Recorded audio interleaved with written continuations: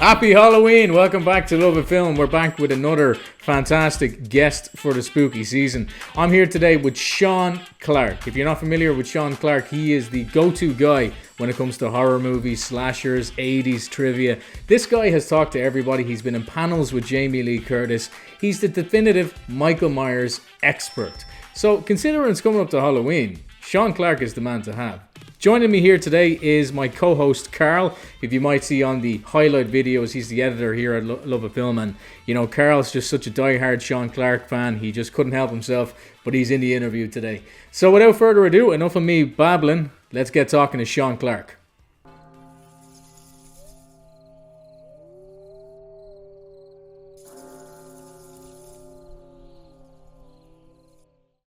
I really appreciate you coming on. I know you're a very busy guy, and you know, me and Carl, we're brothers, and we are huge fans of yours, gigantic fans. I've been watching your stuff for years. As a horror fanatic, you're the go-to guy when you're just like, oh, you know what? I want to watch something about Michael Myers. I want to find out something about a mask I haven't seen before. And you know, you've become a very recognizable name in the horror circuit and the community. You're, you know, a talent agent, you're a producer.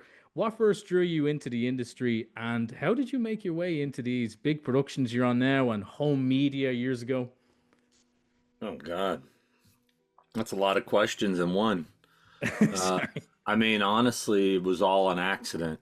I was just a fan going to horror conventions. Started, I think my first one was in 1988. And I just started meeting people and getting more and more involved in various aspects from being a vendor at shows to being a journalist when like the internet first started, you know. I worked for a couple different horror news sites, met people that way, and then I think the big jumping point really was when I helped put on that first Halloween convention, which was the 25th, 25 Years of Terror back in 2003. And then we made that documentary, 25 Years of Terror, from that convention. And that's really what kind of launched it for me as far as the business I'm in now. But I've always dabbled in, in various aspects from mask making to, the location stuff I started doing just for myself back in like 1993. I mean, you know, so I'm pretty old, you know. You don't look it. You're so lucky. No, but you're so lucky you live in the USA, you know, because for us in Ireland, the fans of the movies, we can't just like, you know, go to a different state and it's or even in our state be like, oh, that's where they filmed maybe a scene from H2O. You know, it's like, Mm, okay, it's a 12-hour flight or something like that, you know. Movie collectors and fans of your YouTube channel, it's called Malfunction, of course. I would yeah. recognize you most from Horror's Hallowed Grounds. I'm a fan of the show too. And originally, though, you started on the DVD releases, like as you were saying, the 25 years of horror with Halloween. And With this terror. got, say, yeah, terror. This got a lot of attention. And for like fans of the movies, it's so interesting to see you, like people like even you know, PJ Souls going to these sets and stuff like that. But where did that all start for you, getting onto these DVD releases and your own thing? Well, that was again another accident, not anything I planned on doing. When we were doing the 25 Years of Terror convention, we had this idea of documenting it and making a documentary. We didn't know it would ever be seen. We didn't know it would ever really come out. We thought maybe we'd put it out ourselves, but it was brought to Malika Akkad and Mustafa Akkad. Actually, Mustafa was still alive at that point, and and seeing if they were interested and they got behind it, hooked us up with Anchor Bay, and next thing you know, this little fan project was becoming a real thing. Uh, and then at that point, I had been writing. I think at the time it was called the Horror Channel, which never actually became an actual channel. It was just a website. and they were kind of looking at me to be the face of the channel. Like I was the guy always interviewing people. And so they were sending me all over the place as a journalist to interview people. But the horror channel, like I said, was a website. So it was mostly print stuff. So I pitched them this idea. I said, hey, I have this hobby where I go to filming locations and I match up shots and I think this would be a cool article. So we started doing it online, and it was just me talking about it, print, and then picture from the film, picture I took, and so when we were doing 25 Years of Terror, I was at Malika Cod's office, and he said to me, hey, I think we need some more stuff for this release. We need more bonus footage.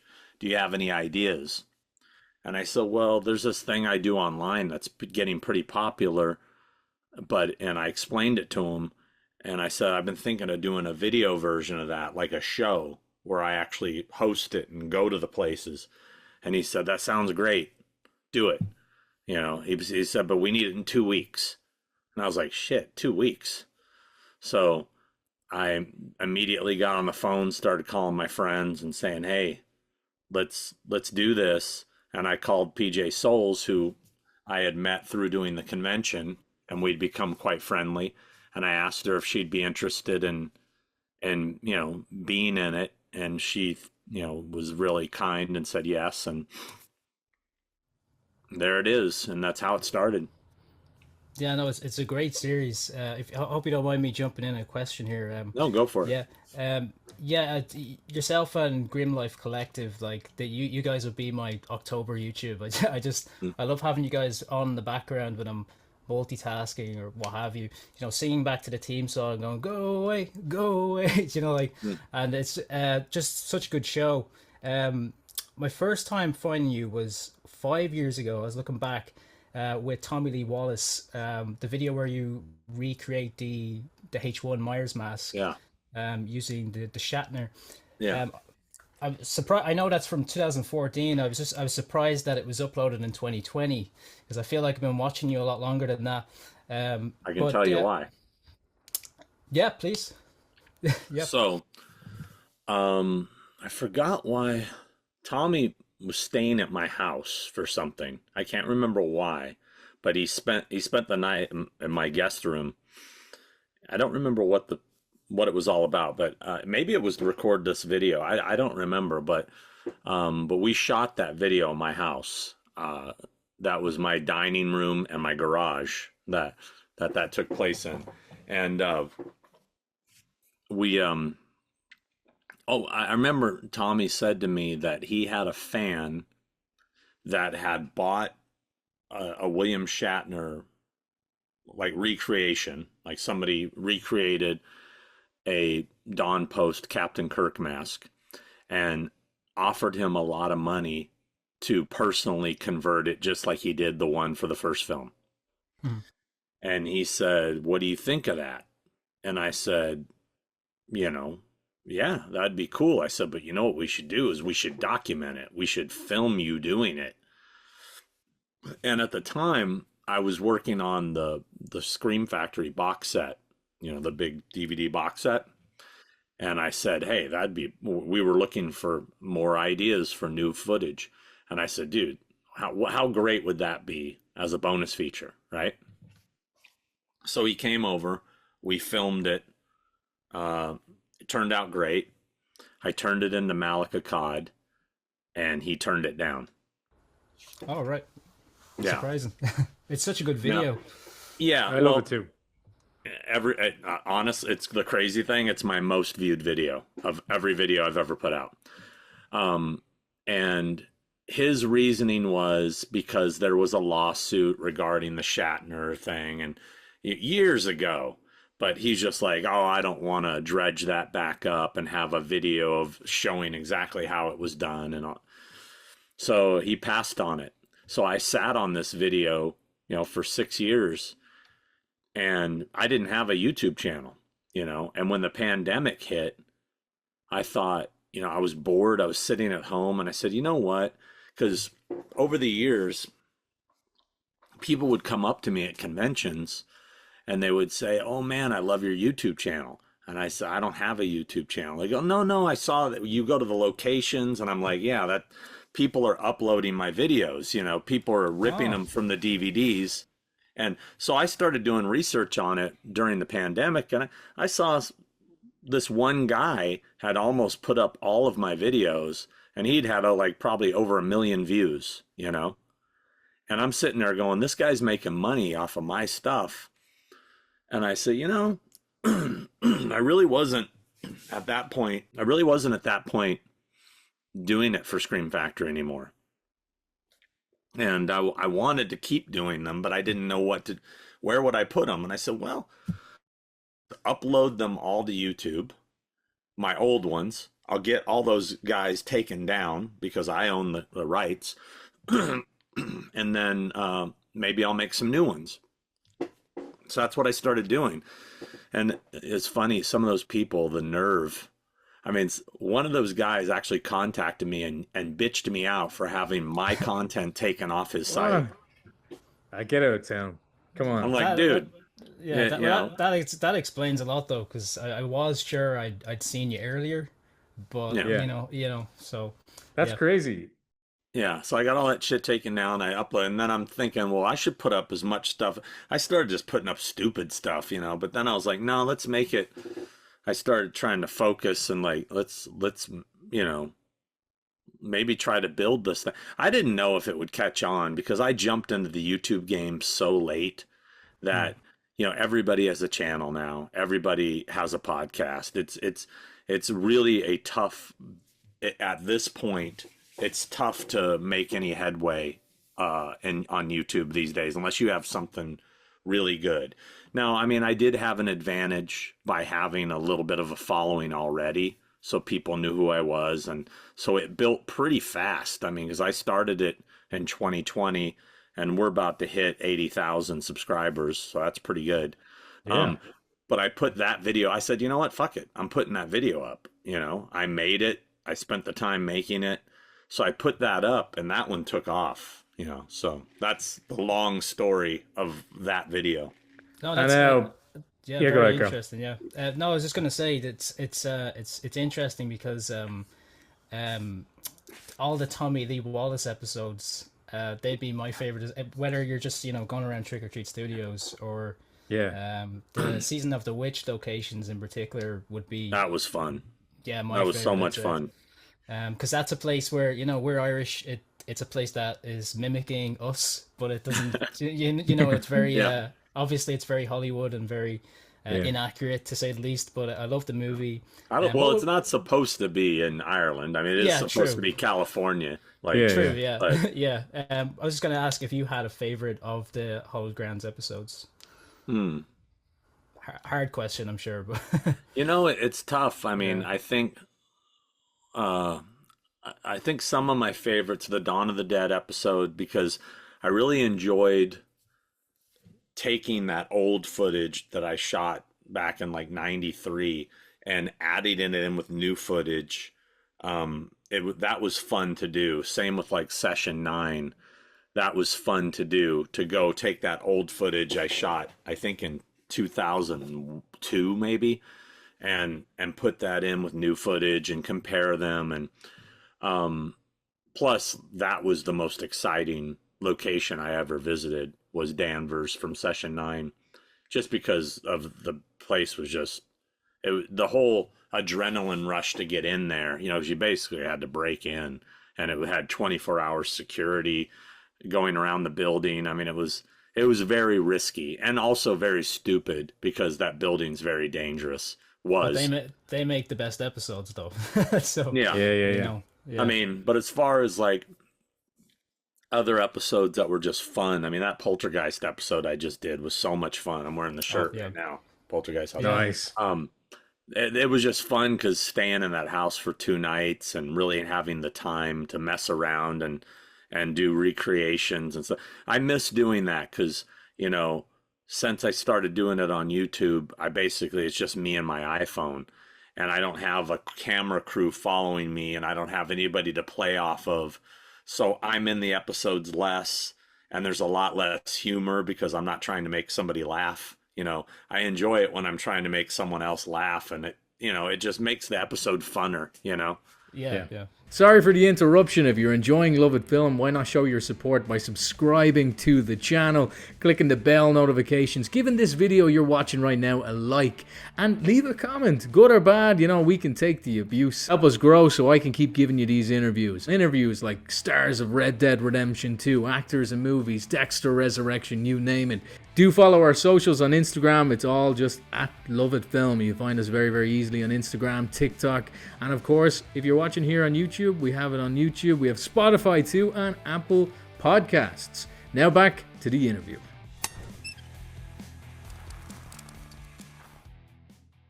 With these places you're going to find, like movie locations, I mean, as I was saying, for us in Ireland, we have no idea how someone goes about trying to find these places. How do you do it? How do you find these places where they, like, say a scene was made? Or Well, I mean, nowadays most everything's online. Like, you just Google it. You know, it's pretty easy these days. Even, you know, with the Google Earth, if you got a general idea of the area, you can sit there all day and drive around, you know, Google Earth and try to find things. But back when I first started, it was a lot of luck and a lot of driving around looking. I mean, when I first started the Halloween locations, all I was going off of was a street name and a city that John Carpenter mentioned in an interview in Fangoria magazine. He mentioned he had mentioned Orange Grove, and he had mentioned South Pasadena.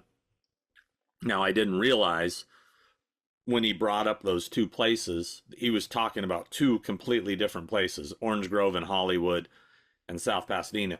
So I went to Orange Grove in South Pasadena looking for Halloween locations. Just by coincidence, the street Orange Grove is just 2 streets over from where the Myers house is. So I started driving around and I stumbled upon the Myers house and the hardware store completely by accident. And that's how it started for me, you know. And yes, and then, you know, I have advantages to having a lot of access to actors and directors that I can personally ask them, hey, remember where that was? Does anybody have a call sheet? You know, I get a lot of help, like on my Friday 13th Part 6 episode. Tom Matthews really helped me out, who played not Tommy Doyle, Tommy Jarvis. And you know, he had his old call sheets, which actually showed where certain places were, and he scanned them and emailed them to me. I mean, that's a little bit of an advantage to some people, you know, that are just trying to find them on their own. So, you know, I'll use anything I can, but personally, I love trying to find them. Like, I'll do sometimes just for fun. When I see a new movie or even an old movie I'd never seen before, I'll go online and see if I can find, you know, like, you know, for example, that movie Weapons that just came out. So now I think most of the locations are online, but when it first came out, I found what state or what city it was shot in. And I would go on Google Earth and I just start going through neighborhoods because I think it's fun to try to find them, you know? Yeah, I think people do that with their own neighborhoods anyway, you know? Yeah, so they do, yeah. I would say, like, in Ireland, I was actually looking at, I was thinking, if Sean Clark was to come here, what would he do? And I was thinking, oh, there's only really Abigail. There's a few other films, but Abigail is the main one, I think, that was filmed here. Oh, it was shot there. Oh, I didn't know that. Because the girl, Ashley, who plays Abigail, I represent her. Yeah, she lives there in Ireland. So, Oh, I didn't know that. That's very cool. Yeah. I didn't know. I Wow. didn't know you represented her. Yeah. Do you know, like, Yeah. Sean, I saw recently too, like one of your more recent episodes with your collection, you have the H5 mask that was gifted to you by Greg Nicotero, and it was the early 90s, right? How did you get the mask? Was that in a convention setting, or did you know Greg, or Yeah, I had met Greg a couple times as a fan, going to the Fangoria conventions, and I saw him at a convention. Actually, I think I bumped into him at a toy convention, not a Fangoria convention, but I'd met him before. So I saw him at this toy convention in Pasadena. Oddly enough, coincidentally enough, the same place where we do the Halloween convention. This was years before. And I saw him there, and I came up to him. I started talking to him, and I said, "Hey, man, I'm I'm I'm collecting all the Michael Myers masks, and I'm really trying to get a Part 5 mask. Nobody has one. There's not polls out there anyway. I mean, is there any way I could get a copy? I'd pay for it. Just a blank poll, just because I want it for my collection." And he's like, "Yeah, man," and he was just, I mean, he would never do this today, especially with how valuable props have become. Back then, it was people were throwing them away and shit. But he's like, yeah. He goes, here's my card. He goes, give me a call at the office, and we still got the mold for that. I'll get one of the guys to pour one up for you. And I'm like, wow, really? And he was just being cool, And I was like, wow. So I waited like a week or so, and I gave him a call. He got on the phone, and I thought, he might just blow me off, who knows, But he goes, yeah, man, no, yeah, we've got the mold, we can do that. He goes, you know what? He goes, I got one in my garage that we used in the movie. Would you rather have that? And I go, yeah. And he's okay. What's your address? I'll ship it to you. Shipped it to my house. And Yeah. he seems like that kind of guy just from The Walking Dead, like featurettes and everything like that. So I'm not Yeah. surprised. that's Seems like a legendary, Sean. Legendary. Yeah, I mean, it completely blew my mind, and I'll forever be grateful and indebted to him, and for the rest of my life, will always speak highly of him. Yeah. Because I mean, that's just a very cool thing to do. Yeah, absolutely. Yeah. Very generous. Yeah. And Carl, I think you had a Yeah, question there, didn't you? yeah. Well, I was gonna say, like, speaking of the props and stuff, I know you're friends with the owner of Trick or Treat Studios. Yeah. If you ever happen to be doing another tour video, we'd love if they could ship internationally. That would be perfect, because I think we have to get them through third party outlets. Oh, But yeah. that's something to note as well. If you ever are in the studios again, that'd be great. If you don't mind. Yeah, I don't. I'm sure yeah. he has an excuse for that. Yeah, he seems like a really nice guy. That's the thing. But like, if I'd say it's yeah, expensive. Yeah, he's a super nice guy. Yeah, and I'm sure with all the bullshit going on with Trump and the tariffs, Yeah, yeah. yeah, that's probably yeah. made it even worse. Oh yeah, that's something I didn't think about as well. You're also friends with Chris Nelson, and everybody knows he's the creator of all the masks for the David Gordon Green trilogy. Academy Award winner as well. Yeah.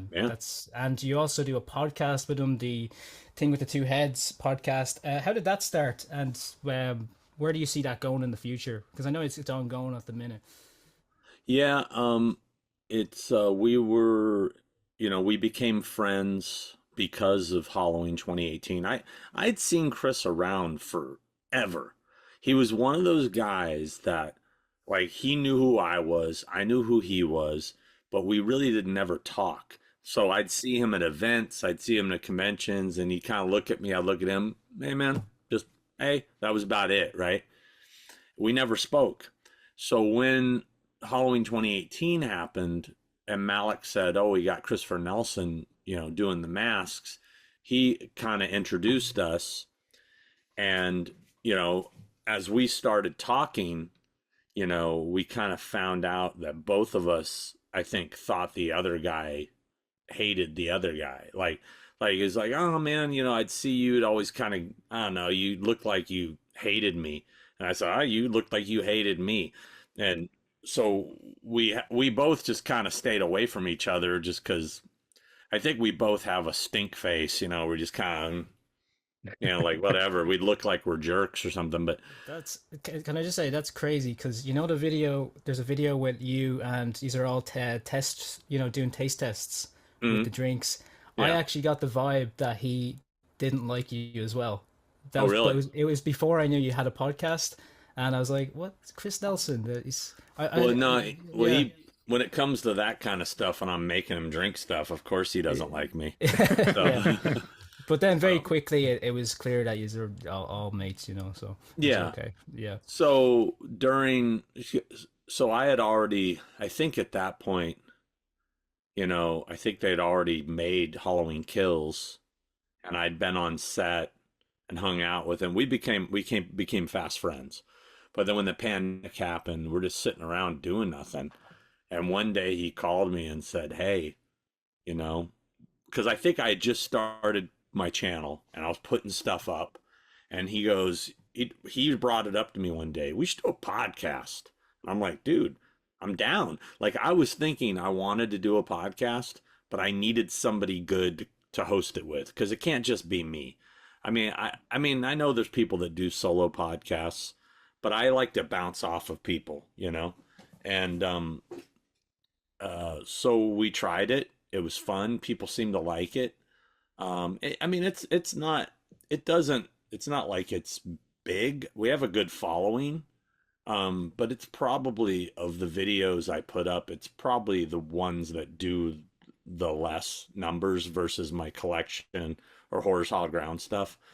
But it's still respectable numbers, at least 10,000 views an episode. Yeah, and you So guys have great chemistry as well. You know, the it shows on screen. So, it's I just like a watching. matter of having the time Yeah, to do it. yeah, That's true. I Yeah, mean, we both have busy schedules. We're both gone a lot.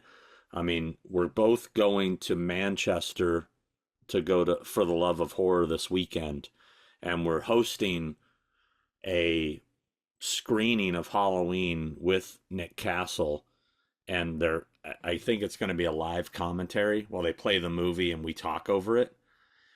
And I think I'm going to film that as a potential episode. And Cool. if that doesn't work out, at the very least, we're going to um, we'll try to film something while we're there, while we're together. So yeah. I I don't mean, know if you ever met sorry Carl, I don't know if you ever that's okay. met Lee Waddell, who was the Yeah. first Ghostface. We interviewed him last night. I think he said he's going to be for Love of Horror as well. So if you All see right. Yeah. Lee, say hi. He's such a nice guy, honestly. As in, it was cool to hear all his behind the scenes stories with Wes Craven and stuff like that. yeah, You know, I booked him in there. So I'm actually the guy that got him to start doing conventions. All no right. way. I'm responsible for his original Ghostface, OG Ghostface thing. I'm the one that said, "Dude, you're the original Ghostface." He's like, nobody cares. I'm like, "Dude, I'm telling People you." care. People do Yeah, care. Do you Yeah. know, I mean, like the guy. Go ahead, go. I was just gonna say the guy just got off a plane as well when we were shooting last night, and he couldn't have done a better job. Just like Exactly. the energy just came from somewhere, you know. yeah. Just such I a nice mean, guy. that job you have, Sean, I mean, it's really about bridging the gap between fans and these stars and demystifying it and providing such a cool experience. And most recently you worked with, of course, the legendary Ozzy Osbourne and the Osbourne family. And I remember following you online when this was going on, and like your video marking what happened to Ozzy there was honestly really got to me watching it. It was really, really um, a beautiful conversation just to the audience about working with the legend. I mean, how does it feel to have just to have not even known Ozzy, but to have worked with such a legendary star? It's surreal because even though it was over, I don't know, maybe from start to finish, almost 3 years, but it went by so fast, and it felt um it's weird. It just feels kind of surreal. I mean it, and I felt like I was just starting to really get to know him. I'd been going over to their house quite a bit because we would do these private signings at his house in his kitchen, and it got to the point where it was like when I'd first come over, somebody's meeting me outside, taking me in the gate, walking me around, bringing me through that. And it just got to the point where it was like I'd ring the bell and they would buzz me in and they're like, you know where to go. And nobody would, I'm walking in the front door, not even knocking. It became, I was like part of the, I want to say part of the family, but, part of the group there. And it was crazy being there. Was like being in an episode of that show, the Osbournes, because the dog's running around, Ozzy's yelling at him, he's yelling, needs Sharon, starts yelling, it's like you're sitting there kind of laughing to yourself, like I'm How did I'm this like, happen, type of thing. yeah, oh no, believe me, that what they call it, imposter syndrome, where you're like, where you like, why am I here? How did I get here? Happens to me all the time. I mean, this past weekend we were working with Bruce Dickinson and Nico McBrain from Iron Maiden, and I'm hanging out with them, and I'm just like, this is crazy. I was 13 years old when I saw them first in concert in 1983, and now I'm like working with them. This is bizarre. So Yeah, I was aware of your work with Ozzy before his death. Unfortunately for me, it was only after he passed that I really fell in love with his music. And but watching your videos talking about him and the Osbournes, I think I realized what makes me come back to your content time and time again, and it's this kind of authenticity. I think, if you don't mind me saying, like it's, yeah, I mean, like one of just to I suppose brighten the conversation a bit, one of the things about your videos about Hallowed Grounds that I love as a guilty pleasure is whenever somebody is sort of ticked off. So for example, Six Flags with the scare actor saying, "You can't be here," and then he's or the H3, the guy, like, you're a poser and stuff, like to you and Tommy Lee Wallace. But the irony there is that this guy is ignorant that this is Tommy Lee Wallace, the director of the movie, and me watching him thinking like Sean Clark is like the most, this guy is legit, like, you know what I mean? He's probably the most authentic person that could be here with Tommy Lee. So I think, you also have this vibe to you that just says that you're passionate about what you're talking about, and about when you're on these locations, you get the sense just coming in. I mean, I didn't know you watching that first video. We never had the Halloween DVDs when we were growing up. But finding that video, I know it was a different channel that was hosting it, but I remember thinking like, this guy is cool, this guy, like, I really, because I love the movies, I want to watch more of this. So I was completely unaware you didn't have a channel until today. At that time, But he does now. So I mean, Yeah. people watching this podcast, it's called Malfunction, but Malfunction, isn't it? So check it out. All the videos are there. Yeah, well, the channel, I changed the name to just being my name, Sean Clark, but it's at Malfunction. Sorry, folks, to interrupt really quick, but a small portion of the next few seconds was missing due to Zoom difficulties. But all that was said was, it's at Malfunction. And sorry to keep kissing your ass, Sean, but I really appreciate you. That's why I always come back. Like, I think when you're, I can trust you, and be entertained at the same time. Like, I think every year I rewatch the same videos again and again. Like, do you get surprised when people want your autograph or want a picture with you? No, because I'm a fan. I got a bunch of stuff autographed this weekend, at Monster Palooza. I got a box of Iron Maiden records I brought. I'm a fan too. So, and not to put myself on the level with them, I'm just saying that, when you see somebody, even YouTubers that I watch, when I see them in person, it's like you said, you're like, oh shit, it's that guy, they don't even have to be famous, but if you watch them enough, in your mind, it's that parasocial thing. Yeah. It's not that they're famous. It's just that you're so familiar with them that maybe you now want to meet them or have a conversation or whatever. So yeah, I totally get that feeling. And I'm grateful, anybody cares. If somebody wants a picture or an autograph or something, it's usually a picture. Occasionally somebody brings something to me, like a DVD I worked on or my old band's record or something. Sometimes they'll print out a picture of me themselves and bring it because they know I'm going to be there. I think that's really cool. Or if I give them one of my stickers, oh, can you sign it? Sure. But it's usually a photo, and I'm very happy to do it. I mean, I appreciate anybody that likes what I do, and I'm just grateful. So Yeah.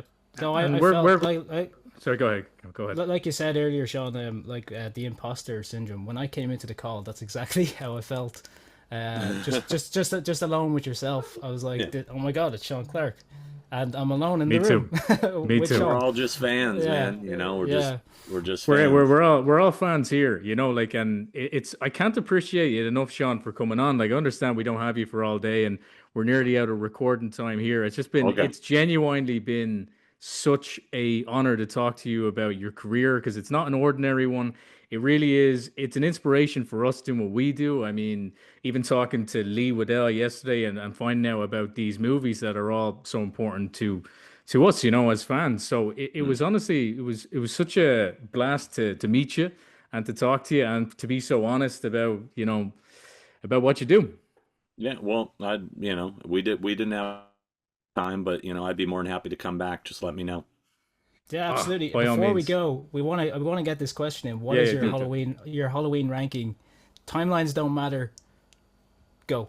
My Halloween ranking, Yeah, current ones, yeah, for whatever you all of like. them. Yeah. All right, part one, two, and three in order. Then I think I'd go Halloween Kills. All right. Then I'd probably go 2018. Mhm. Then I'd probably go H2O. Nice. Yeah. Then I'd probably go four. Solid. That's one of my Then favorites. Yeah. then I'd probably go Rob Zombies Part One. Then I'm losing track. Hold on. Maybe Ends. Yeah. Then I would probably go Rob's Part Two. Hmm. Then I'd probably go six, five, and Resurrection. Solid Excellent. list. Yeah. Yeah. Solid list. Now my Rob Zombies Part Two has been bumped up for me since I made my episode. I got a new appreciation for it when I did my Hallowed Grounds. So Badass. I really like Thanks, Sean. that ranking. I just don't want this to end abruptly. You know how Zoom is. So yeah, again, Sean. I mean, if we could have you again, by all means, let's do it. please. I mean, so much more I'd like to ask you. So, Sean Clark, I can't thank him enough for coming on to the show this week. This is a special episode. I mean, not only did we get Lee Waddell last week, the original Ghostface, but then we have Sean Clark. And in terms of horror, Halloween, October guests, I mean, this is God tier level right now. I mean, we just need some, a Myers actor at the end, and then we've hit the Holy Trinity. It's cool that we got his time. He put aside an hour to talk to us about movies and Michael Myers. Yeah, I do want to say, because we had that unexpected cutoff there with Sean, I just want to say thank you so much, Sean, for coming on. As I said, I'm such a huge fan, and it was my first show to interview, and Jamie's usually the host. We didn't really get that clear there, but with Sean, but I was with him for the first few minutes, and I could just feel the heart going. So I really appreciate Sean being so generous and kind, and as he said, we're all fans. So I appreciate that. Apologies for the cutoff. I do want to say, just to clarify on my comments about that authenticity thing. It's like suddenly you have this guy, and he knows his shit. He knows what he's talking about, and he's passionate about it. And those funny moments where somebody's like, oh, you're a poser, or they're saying like they're getting ticked off with him,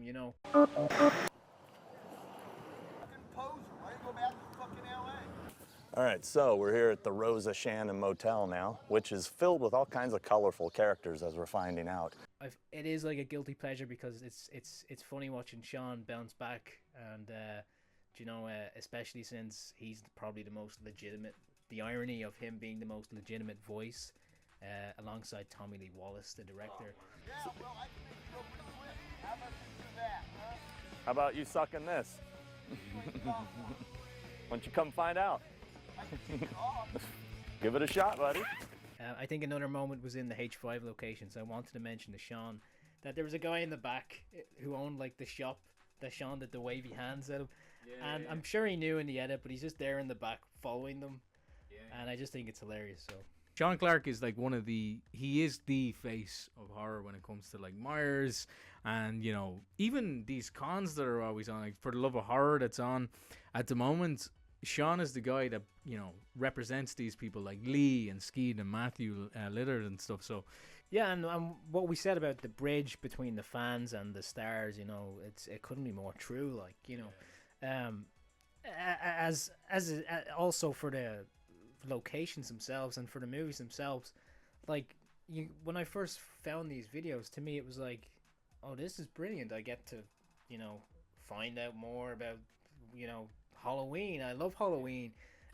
You know, and again, when I said we didn't have access to these movies on DVD, what I mean is we could only pirate them at the time. A shame to say, but that was the only thing we could do. Look, it's not a shame to say, you know, like when you have no money and you're a kid, how else are you gonna watch a movie?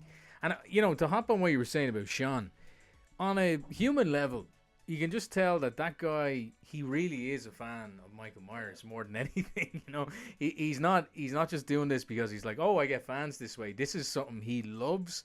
And the fact that he took something that he was passionate about, like say the Halloween franchise, and turned it into his persona and his job, and he's putting on these cons, it is the coolest thing, the coolest job I can imagine. So I mean, just as I said, thinking about it, like him taking the time to come on and talk to us, it was so cool, man. And he just like he was honest about it all too. Yeah, we couldn't have gotten a more legitimate voice and a legitimate, you know, person to talk about Halloween. Now I do want to say, Sean, if you're watching, I apologize for this monstrosity here. We know. I don't know exactly what it is. This Myers mask. We put it up to the camera. Yeah. My guess is, right, I know it's meant to be Myers. It's obvious. It's a pretty decent mold. I mean, you can tell it's the only one we have. You can tell it is a mold of Shatner. I'd say there maybe. Can you tell that it's a mold of Shatner? It's kind of 100%. Imagine okay. It's either it's trying to be, really. See all the burn here, like in the mold. It's definitely Halloween. So ends. we have Is it not 2018? No, because look at all the burn scorches on this side. I think they're just supposed to be wear and tear. So that was purchased after Halloween came out, Halloween 2018. So I do believe it's kind of modeled after that, because it actually comes from a friend of mine who would have gone in a store over here in Ireland called Halloween HQ. Right. And basically it was a part of a whole Michael Myers. In 2018? No, it would have been 2020, I'd say. Oh, so just before Kills, yeah. Just before Kills, yeah. And it came a part of a Michael Myers costume set. So it was an official Halloween thing, but it wasn't. This is what I'm saying about, you know, Trick or Treat Studios. When I made that joke about shipping internationally, this is what we're dealing with here in Ireland and the UK, you know, and Europe. This is what we're dealing with now. There are some very good artists. We could show some actual really bad Myers masks on the screen. Like, Carol, if you could show this one. Made that quip to Sean because I know he has that connection. Don't expect you, Sean, to actually go back to Trick or Treat Studios, but it is just something to keep in mind as well. Yeah. No, thank you so much. You know, we didn't get to give our Halloween ranking as well because our Zoom just completely crashed out. We spoke to Sean about it too. These things happen. It's technology. Well, what can you do? But we got 40 minutes with Sean, and thankfully, we did get his whole ranking. You know, his Halloween Kills was pretty high up there for him. We give ours now, and then we can talk about Sean's. I'd say starting from we'll do it the way Sean did it, where it's from best to worst. So Halloween, the original. We'll go Halloween 2. We'll go Season of the Witch. We'll go Halloween 2018. Return. Revenge. Oh, I was getting so confused. Kills. Did I say Kills? Kills, right? There's so many of them. Resurrection, then Curse, then Rob Zombie 1, Rob Zombie 2. And that's my rank. I don't think I missed one. H2O has to be much higher, damn it. H2O would be somewhere in the vicinity of, I'd say, Halloween 1, 2, 3, then H2O. Yeah, look, I think I would probably go, Halloween. No, I would go Halloween 2 first. The OG Halloween 2. I have a soft spot for that movie. Incredibly underrated. Yeah, I just love the Warlock mask. It's the same mask as the first movie, but I just love it for some reason. I love the way it sits on Warlock's head, and again his robotic movements and stuff like that is just something that I think is iconic. So yeah, H2, H1 has to be Season of the Witch, number 3. Brilliant movie. And I do want to say, Sean, as well, you're right, it's supposed to be somewhere in California. I think as Irish people, when we see these things, we can't help but be like, it's a bit much. That's not really Irish, but it's a brilliant movie, of course, and Tommy Lee Wallace is an idol of mine, like, as a filmmaker. And then I'd go probably H4, then H5, then 2018, then H5, then Kills, and so on. I would say dead last, probably Rob Zombie Part 2. Yeah, that just gets weird at the end. Yeah, and kind of. I respect what Rob was trying to do, but it goes. I mean, you can kind of just see Michael's face. Ends. Oh, Halloween Ends is dead last. I would say I rewatched Ends recently, and I think it's better than some of the Rob Zombie, or the 2 Rob Zombie films. Well, anyway, happy Halloween, everybody at home. I hope you have a fantastic time watching the Halloween series, maybe eating some candy, put on a mask, go trick-or-treating. Who knows, Anyway, have a great time. Thanks for joining us this week. A huge thanks again to the legendary Sean Clark. Do check out his YouTube channel where he has amazing content talking about the Myers masks, and all of his other content too was just very, very good. So, yeah. Happy Halloween.